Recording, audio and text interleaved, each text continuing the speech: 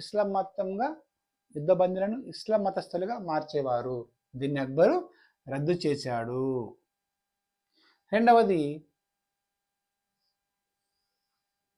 తీర్థయాత్రల పన్నును కూడా రద్దు చేశాడు 1563లో. అక్బరు తీర్థయాత్రల పన్నును 1863 సంవత్సరంలో రద్దు చేశాడు. ఎందుకంటే ఆ రోజుల్లో హిందువులు అన్ని పుణ్యక్షేత్రాలకు తిరిగేవారు. సో మహమ్మదీ రాజులు తీర్థయాత్రల పన్నులు వేసేవారు. సో అక్బరు రాజ్యానికి వచ్చిన తర్వాత 1563లో తీర్థయాత్రల పన్ను కూడా రద్దు చేస్తాడు. ఇక మూడవది జిజియా పన్ను రద్దు. ఆ రోజులలో హిందువులు జుట్టు పెంచుకునేవారు. ఈ జుట్టుపై వేసే పన్నే జిజియా పన్ను. దీన్ని కూడా అక్బరు 1564లో రద్దు చేశాడు. ఈ మూడు ఇంపార్టెంట్. ఇక ఇంకోటి, అక్బరు ఇబాదత్ ఖాన్ అనే ప్రార్థనా మందిరాన్ని 1570 సంవత్సరంలో ఫతేపూర్ సిక్రీలో స్థాపించాడు. ఫతేపూర్ సిక్రీ ఓకేనా.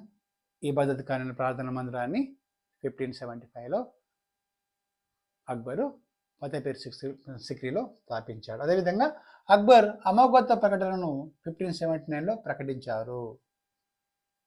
అమోఘత్వ ప్రకటనను అక్బర్ 1579లో ప్రకటించాడు.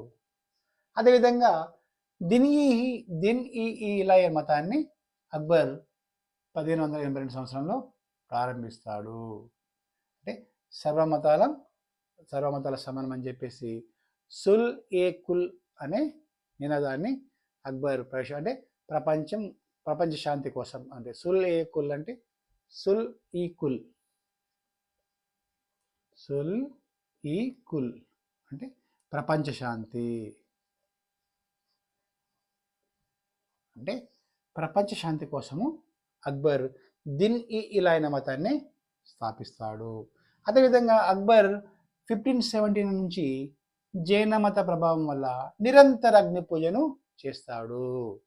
అక్బర్ చక్రవర్తి 1579 నుంచి నిరంతర అగ్ని పూజను చేస్తాడు. అదేవిధంగా వీటన్నిటికీ కారణము ఈ కామర్గ ఘటన.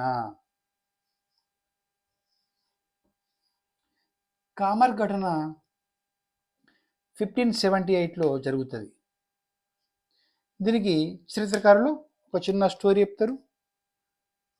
కామర్గా అనేదాన్ని, ఈ కామర్గా ప్రాంతాన్ని చిన్న మక్కాగా పిలుస్తారు. కామర్గా ప్రాంతాన్ని చిన్న మక్కా